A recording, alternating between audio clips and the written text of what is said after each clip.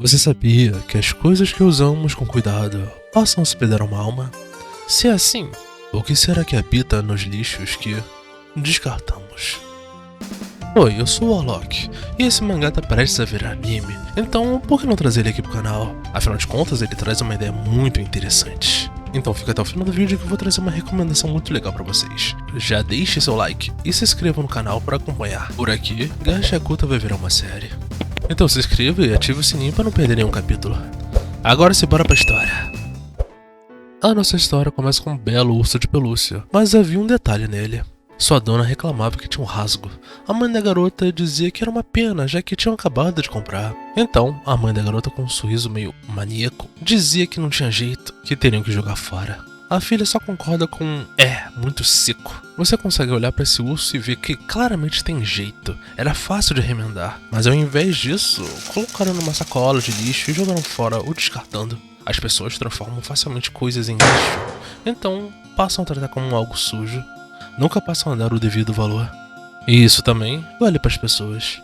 A cena mostrava alguém subir um prédio, sobre um local de acúmulo de descarte. Ele aproveitava as brechas na segurança para conseguir invadir. Porém, ele não contava que um segurança orelhudo fazia a ronda. O segurança desconfiado andou e olhou por um dos buracos e viu claramente alguém revirando lixo. Ele perguntava coisas como identidade, ou falava que aqui era acesso restrito. Mas o ser encapuzado o encarou. Dava pra dizer por um momento que nem o sinal do Wi-Fi passava na bunda do segurança, mas logo a ficha do mesmo caiu. E reconhecendo aquele marginal como o baderneiro do lixão, um arruaceiro que sujava toda a cidade de lixo. O segurança não deixaria o garoto fugir. Então apertou o botão de alarme e uma luz vermelha começou a girar no complexo. Um som alto saindo das caixas de som, emitindo um sinal de emergência. O policial exigia que ele fosse capturado de forma pacífica, mas o ser não ouviu. O baderneiro segurou os sacos de lixo e jogou no guarda, que ficou atordoado com aquela quantidade de dejetos. Em fuga, o encapuzado se jogou no lixo, escapando por uma espécie de duto de ar. Mas fugir do complexo não seria uma tarefa fácil. Mais seguranças estavam em seu encalço, e sem dar tempo para pensar, apenas atiraram no encapuzado. A reação do encapuzado foi rápida, cinematográfica, digna de Matrix. Ele desviou dos tiros, deixando os policiais em choque. O encapuzado era rápido, ágil, um acrobata, se pendurando nas paredes, fazendo parkour para desviar dos tiros e escapar pelo teto. Os disparos uniam e finalmente um acertou, de raspão no braço, fazendo o sangue vermelho espirrar. O pensamento dos guardas ao ver isso era mútuo. Ao menos aquela coisa era humana. A hesitação dos guardas foi suficiente para o garoto ser jogado para peito. O baderneiro tinha fugido. Os seguranças não ficaram nada satisfeitos com isso e começaram a espalhar suas forças para procurar pela cidade, a fim de dar fim às atividades do meliante. Mas o baderneiro não estava muito longe. Ai, seus merdas, não é baderna, é apenas reapropriação. Bando de lixo. No centro da cidade, limpa e bem lustrosa, várias pessoas da alta classe estavam reunidas, com suas roupas branquíssimas de pureza. Suas aparências e sorrisos só diziam uma coisa: status. Meio esse povo todo, uma figura se destacava. Ele vestia trapos em seu corpo, com símbolos e sigilos esquisitos. Também parecia guardar um livro misterioso dentro da sua blusa. Ele ouvia aquelas pessoas cochichando e fofocando sobre o baderneiro dos lixões. Ouvindo essa conversa, ele acabou sendo encarado por aquelas pessoas. Dava para ver o nojo e o ranço delas ao ver o cara maltrapilho. Ele dava uma leve reverência e um sorriso sem graça. Mas a alta classe o desdenhou, falando que era apenas um dos nativos que ficavam na borda da cidade. Estranho, né? Eles se referiam a eles como nativos. Será que esse povo, essa alta classe, são colonizadores? Já nas favelas, no subúrbio do povão, a galera estava comentando sobre o mesmo assunto. Parece até que o povo dos arredores estava de saco cheio desse cara. Comentavam cheios de medo que os guardas iam ficar contra eles. Mas Ludo parecia não se importar com isso. Sentado e mexendo em algumas tranqueiras, ele ignorava tudo à sua volta. Até que uma guria maltrapilhas se aproximava dele com uma voz autoritária dizendo: "Você foi catar lixo de novo, não foi, Ludo?" Shiwa. Ludo parecia cansado ou receoso, enquanto Shiwa continuava a falar de maneira inquisitiva. As pessoas da cidade são muito rigorosas com lixo. Você tem ideia do que vão fazer quando você for pego? Por que insiste tanto em pegar lixo? Cabisbaixo, Ludo respondeu: esse povo rico joga as coisas fora, uma coisa atrás da outra. Elas ainda podem ser arrumadas. Desse jeito é uma pena. Além disso, dá pra usar essas coisas para ajudar o nosso custo de vida. Silva falava com ele que ele deveria gostar muito desse lixo. Ludo concordava e falava para ela experimentar alguma geringonça que ele tinha pego, mas foram interrompidos por uns sujeitos maltrapilhos que chegavam. Eles reclamavam que essa área onde Ludo ficava fedia muito. Inclusive falavam que ele usava sempre o mesmo par de luvas. Imagina como deveria ser sem elas.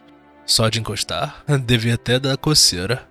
Silva falava que não era muito diferente deles, mas os caras continuavam sendo os babacas e revelavam um detalhe interessante, que Ludo era filho de um assassino. E aqui temos um pouco mais de explicações. Esses subúrbios na realidade eram uma espécie de prisão para criminosos e seus descendentes. O povo trabalhava duro para limpar essa imagem ruim deles, mas por causa do pai de Ludo ter matado pessoas, todo o trabalho foi em vão. Por isso falavam para Silva não ficar perto dele. Afinal, quem anda com porcos, farelo come. Ludo os encarou com um olhar penetrante. Dava pra sentir a aura do garoto no gelar na pele. Os babacas sentiram o perigo e ficaram em alerta. E completavam dizendo que os olhos de Ludo eram de criminosos. E que era verdade que os filhos puxavam os pais. Que um dia, Ludo iria virar um assassino. Um silêncio ficou no ar. O clima ficou bem pesado. Silva, amiga de Ludo, se agachou perto do mesmo, o olhando com carinho. Ela disse que eles falavam demais e também disse que... Ludo, você é diferente dos seus pais e eu acredito nisso. Você não é uma pessoa ruim, você jamais machucaria alguém. O garoto encarou ela sem jeito e voltou a ficar encolhido. Dessa vez não por ressentimento, mas por algo como vergonha, timidez. É mesmo. Obrigado, Silva. Silva deu um gritinho fofo e apontou para o urso de pelúcia. Quem é esse? É super fofo. Você consertou também? Nossa, você é incrível. Ludo ficava com uma voz baixa, todo encolhido. Esse daí é pra você. Ele desviava o olhar e tentava entregar para Silva. Não estava vendo, por isso eu vou te dar. Mas um grito na esquina chamava a atenção de Silva. Logo, a garota estava indo embora antes que Ludo pudesse fazer qualquer coisa, deixando ele com aquela clássica cara de pastel. Meu rapaz, vacilou, perdeu a chance. Então, depois disso, Ludo foi embora, indo pelas vielas, voltando por uma casa humilde. Ao se aproximar dela, um tiozão, o mesmo que vimos no centro da cidade portando aquele livro esquisito, o abordou. Ele debochava de Ludo, achando a maior comédia que ele tentava fazer ao entregar o ursinho. Ludo deu um salto para trás, afinal de contas, Legdo estava o espionando. Mas o tiozão dava o melhor conselho pro nosso garoto, que essas coisas deveriam ser ditas em voz alta. Se ele queria algo, ou dar algo para uma garota, ou impressioná-la, deveria mostrar sua presença e ser sincero sobre isso. Porém, mais importante que isso, com uma cara assustadora, Legdo abraçava Ludo com um braço, puxando ele para perto de si, e dizia que ele queria ouvir toda essa história sobre ele ir catar lixo na noite passada. O velho era de certa forma assustador. Não muito tempo depois, o velho comentava que Ludo não precisava fazer isso, que não precisava tentar arrumar grana em troca de riscos enquanto ele for moleque, ele cuidaria de tudo. Mas o garoto era teimoso, ele falava que nunca encontraram ele, mas Legdo retrucava, afinal, o encontraram na noite passada. O velho suspirava pesado e falava que já sabia que o rapaz pensava e se sentia, que não eram parentes de sangue, mas reforçava que ainda assim eram família, e que era para Ludo parar de cerimônia e aceitar logo de uma vez. Já o rapaz o encarava em algum canto da parede, sem olhar direto para seu pai, dizendo que foi adotado muito cedo por Legdo, quando ainda era um bebê, e o criou desde então, e que ele não estava fazendo cerimônia, e sim que ele estava agradecendo a Legdo como família, como filho. Legdo ficou em silêncio, dizendo apenas o nome do rapaz. Ele estava surpreso com aquela atitude. Mas quebrando totalmente o gelo, Legdo se jogou no sofá, dizendo que se Ludo fosse sincero assim com a garota, Silva, talvez ela entendesse seus sentimentos. Pera, mas o que a Silva tem a ver com isso que estamos falando agora, hein? Ludo estava em choque com aquela provocação, dando um passo para cima de Legdo, mas logo sentiu uma pontada de dor. E o velho notou isso. Vendo o ferimento do garoto, indagou se ele tinha levado um tiro, de novo. O garoto até tentou desviar do assunto e dar uma desculpa esfarrapada, mas o Legdo só deu um facepalm, dizendo que iria cuidar do ferimento do garoto. E assim, ele falou para tirar as luvas, que iria aproveitar para trocar suas faixas. Legdo estava sério agora. Ele falava pro rapaz não ir mais ao lixão, que da próxima vez poderia ser bem pior, letal. Mas Ludo era teimoso. Um machucado como esse não é nada demais, não comparado aos machucados que eu ganhei do meu pai. E lá estava o segredo. Seu antebraço era coberto por bandagens, mas suas mãos, principalmente a ponta dos seus dedos, eram bem enegrecidas. Legdo ficava em silêncio por um instante, mas logo retrucou que se Ludo cometesse um crime grave, ele seria jogado no abismo, assim como o pai dele foi jogado. Que por isso, Ludo deveria valorizar a própria vida mesmo num mundo de merda como esse. E nesse momento, algo veio à sua memória. Ele se lembrava de desde que era uma criança bem pequena, suas mãos eram enegrecidas e, graças a uma dor excruciante que atacava esporadicamente e os olhares das pessoas de desgosto pela feiura da ferida, sua mentalidade da infância foi arruinada. Foi nessa época que Ledo deu-lhe os par de luvas. Estava um trapo quando os pegou, mas a dor foi acalmando naturalmente. Ludo tinha muita gratidão, tanto que sentia que não conseguia retribuir o favor. Uma frase de Legdo tirou desse flashback. Com a maior cara de canalha, Legdo dava um bom conselho pro moleque, dizendo que se ele não conquistasse Shilwa, logo alguém iria fazer isso, então era para ele se apressar, entregar o ursinho de pelúcia e beijar a garota. Ludo entrou em parafuso, como se ele pudesse fazer algo assim. Logo o caos se instaurou naquela casinha. Legdo brigava ele a ir, senão ficaria sem jantar. O garoto retrucava, indignado por estar sendo obrigado a fazer isso. Mas na esquina daquela casa, uma figura sinistra, encapuzada e mascarada apenas observava com a cabeça inclinada, de maneira bem macabra. Em algum lugar das vielas, Ludo encarava um balde de água, vendo o próprio reflexo e treinando sorrisos. Ele lembrava que Legdo dizia sobre sorrisos que o garoto precisava aprender a atuar melhor.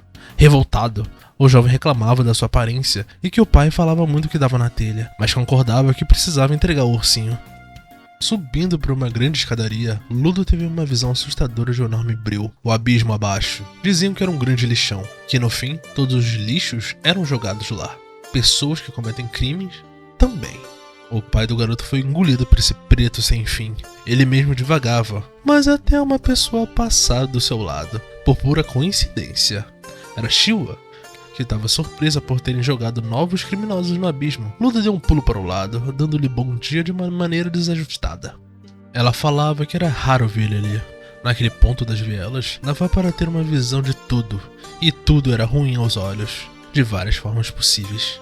Ela divagava que o fato de terem construído subúrbios à margem da cidade, perto do abismo, era para lembrar a eles, os nativos, que se fizerem algo ruim, acabariam no abismo. Ela falava que chegava uma hora que cansava, que viver sempre aqui, uma hora iriam testemunhar uma execução. Então foi que se virou para o Ludo e disse de maneira mais sincera possível: Ludo, eu não quero ver você sendo jogado. Ficou um silêncio por um tempo. E Ludo completou que seu pai, Legdo, disse a mesma coisa para ele uma vez. E Shilwa: É porque ele gosta muito de você também. Por isso que ele tá preocupado. Ludo deu uma risadinha, concordando, mas ele parou para reparar em algo. Até parece que você disse: pera, também? Ele encarou a garota, que notou a ficha caindo no que ela disse, e ficou completamente vermelha igual um tomate. Ela ficava toda sem jeito e tentando argumentar que não era dessa forma, mas Ludo já tinha caído no chão de vergonha. Logo, ele se levantou. Ele estendeu a mão e Ludo completou: quando eu vi, eu pensei que você ia gostar. Pode ser que você não goste por ser algo que foi jogado fora, mas pensei que seria mais feliz isso aqui ficar do seu lado do que ser abandonado. Por isso, toma. A garota pegou o ursinho e abraçou super feliz e saltitante. Ai, eu fico feliz. Eu vou cuidar com muito carinho pra sempre. Ludo apenas corou, cerrando os dentes, parecendo um certo anão bombado de outro anime mais diferente dele. Ludo apenas virou e saiu correndo. Ele não sabia como lidar com o êxtase que sentia, então ele precisava falar para Legdo o que tinha acontecido. Ele correu tão rápido que não percebia que via pela frente e bateu uma silhueta esquisita. Os dois caíram no chão. Qual foi, cara? Mas Ludo viu algo no chão, junto a eles. Um livro. E o ser se levantava de maneira esquisita. A coisa encarava Ludo e o garoto parecia pasmo de medo. O ser então apenas abaixou-se, pegou o livro estranho e correu em outra direção, deixando o garoto no chão. Qual é o problema desse cara? Ludo se levantou indo em direção à sua casa. Ele precisava se gabar para seu pai, mas ele tinha receio que Legdo fizesse ele voltar para se declarar direito. Ele entrou em casa. Cheguei! Ele congelou, com um meio sorriso que foi se desfazendo com a visão à sua frente. Por um momento, ele viu Legdo o cumprimentando com uma cara de sempre, mas a visão foi trocada.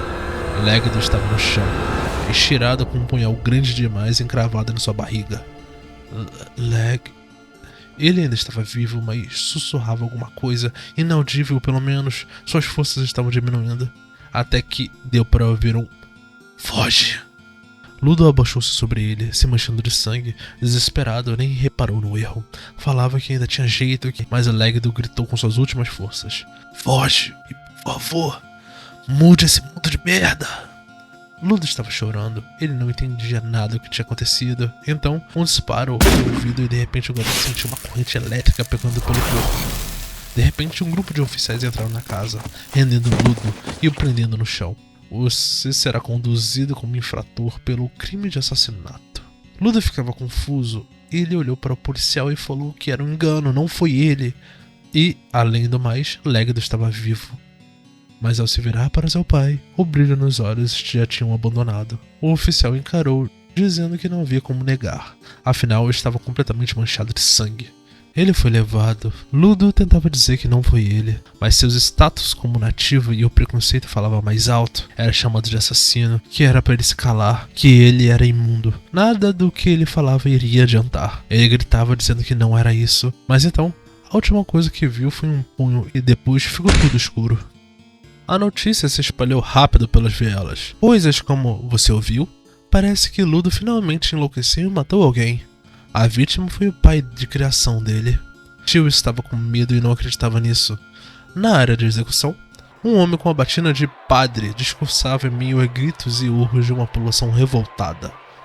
Ele falava que Ludo, não satisfeito de sujar a cidade de lixo, cometeu um crime hediondo nessa cidade sagrada. E apesar da vítima ser um nativo, não seria permitido crime de assassinato na cidade. Por tal ato, Ludo foi condenado à morte. Que o abismo engula todas as imundícies. Ludo estava em choque. Por que isso estava acontecendo? O que era isso? Como ele tinha chegado nisso? Ele pedia por favor, ele pedia para alguém ouvir sua voz, mas ninguém ouvia. Até que viu Shua no meio dessa multidão. Então ele gritou: "Shua, Legdo foi morto, por favor, encontre o culpado."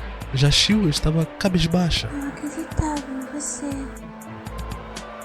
Mas no final das contas, você é realmente o filho de um assassino. A garota estava decepcionada e deixou o ursinho cair no chão. Ludo cerrou os dentes. Aquilo doía muito, muito mais que todas as pessoas gritando ao mesmo tempo. Então, depois de ver a sua melhor amiga o abandonando, ele finalmente quebrou. "Os imundos aqui são vocês. São os merdas que não possuem vontade própria. Têm olhos e ouvidos, mas são só um monte de carne que não ouvem e nem veem. Todos vocês!" Ludo encarava a multidão com fúria. Mas uma figura chamou sua atenção. Aquele mascarado. "Então foi você!" O som do maquinário começou a ser ouvido. Ludo estava sendo abaixado à altura do abismo, mas ele continuava berrando: "Eu vou te jogar no inferno! Vocês, humanos, todos vocês! Eu vou acabar com vocês!" A corrente se soltou e Ludo sentiu o corpo ser puxado para baixo com tudo. Ele caiu na mais profunda escuridão. No meio da sua queda, ele viu algo inumano, algo grotesco se movendo além da névoa e escuridão. Ele abaixou os olhos, aturdido pela confusão mental. Afinal de contas, ainda estava vivo, no meio de um lixão. Ele olhou em volta, sentindo o cheiro podre de chorume. Estava no topo de uma pilha de lixo. Era claro onde ele estava. Ele tinha caído no abismo. Mas um barulho de passos pesados foi ouvido por Ludo. Uma respiração normal, inumana também.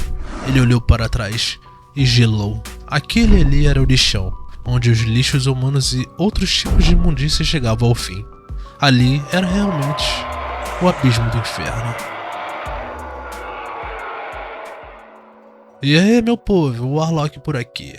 E como eu prometi no início, eu vou trazer uma ideia interessante aqui pra vocês. Esse manga shonen traz uma crítica interessante ao consumismo e materialismo. A sociedade desse mundo está doente, como podemos ver, fazendo até uma analogia direta à nossa própria. Um trabalho que podemos tomar nota sobre é o documentário do canal de Luísa Campos, Alphaville, do outro lado do muro. Em toda a cidade, a CT registra 111 quilômetros de vias congestionadas. Como eu disse, aqui está sendo bloqueado. Mas eu notei outras coisas também. As pessoas da viela, elas têm um senso de vassalagem ao ponto de condenar qualquer pessoa que foi acusada pelo pessoal da cidade sem nem menos pensar direita, sem ponderar no assunto. Alienação. Isso faz a gente pensar o quanto somos manipulados pelas pessoas que detêm o real poder. E que se você desagradar alguém ou estar no lugar errado na hora errada, a justiça vai agir contra você. Mesmo que você seja um inocente, ninguém vai ouvir seus gritos. Mas enfim, eu sou o Warlock. Deixe no comentário abaixo sobre esse anime se você vai ver a estreia dele ou se você tá hypado, ou se você conheceu ele por aqui, ou se você já tinha lido sobre ele. E, como eu sempre digo, até a próxima.